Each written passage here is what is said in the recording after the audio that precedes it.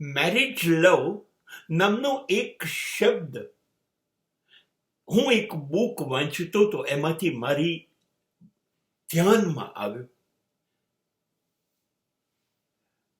આપણે બહુ જરૂર છે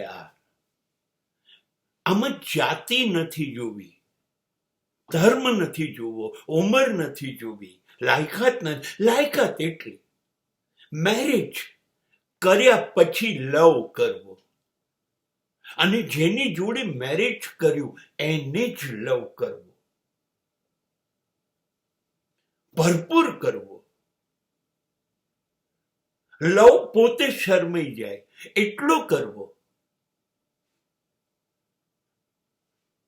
આ થાય આ પૃથ્વી ઉપરની લગભગ બધી જ ફરિયાદો દૂર થઈ જાય. તમે પરણ્યા પછી જેને પરણ્યા એની સાથે પ્રેમ શરૂ કરી દો. પ્રેમ કરવો એટલે શું? આઈ લવ યુ, બકા ચક્કા, આ બધું નથી કરવાનું.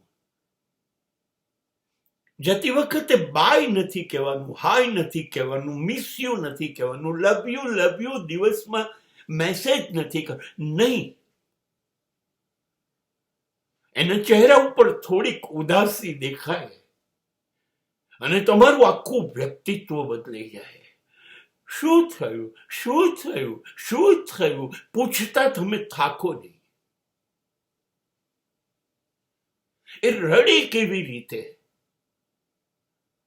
એનું એક આંસુ એના ગાલ પરથી નીચે પડે કેવી રીતે? મારી આંગળીઓ કરતી હતી શું, મેં ઝીલ્યા કેમ નહીં?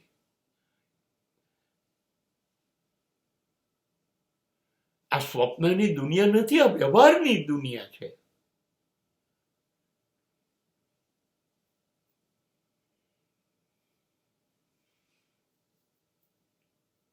ये तेरा घर ये मेरा घर, किसी को देखना अगर तो पहले आके मांग ले मेरी नजर तेरी नजर. એક એવું ઘર છે જે આપણા બેથી બને છે. દુનિયાને નહીં સમજાય આ ઘર, આ પ્રેમ, આ લવ, આ નહીં સમજાય. આ થઈ શકે? મારો પતિ જ મારો પ્રેમી અને મારી પત્ની જ મારી પ્રેમિકા. હું એનો કાનો, એ મારી રાધિકા. આ થઈ શકે?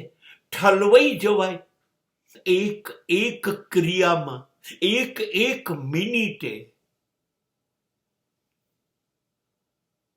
ખાલી કહેવાનું નથી તારા વગર મને જીવતા નહીં આવડે. નહીં, એવું સાબિત કરવાનું છે. હું જીવી ના શકું. 4 ફેરા ચાલ્યા કે 7 ફેરા એ નહીં. એક પણ દાંત ન રહે, આંખ જોતા બંધ થઈ જાય, કાન સાંભળતા બંધ થઈ જાય, જીભ થોથવાય, વાળ સફેદ થઈ જાય, ચામડી પર કરચલી પડે, અને છતાંય તું મારા ચશ્મા શોધી આપે, મારી દવા મને ટાઈમસર આપે, હું તારા માટે કોફી બનાવું, ચલ હિંચકે બેસીને પીએ, આમ જીવીએ, આમ મરીએ. આ marriage love. This is marriage love.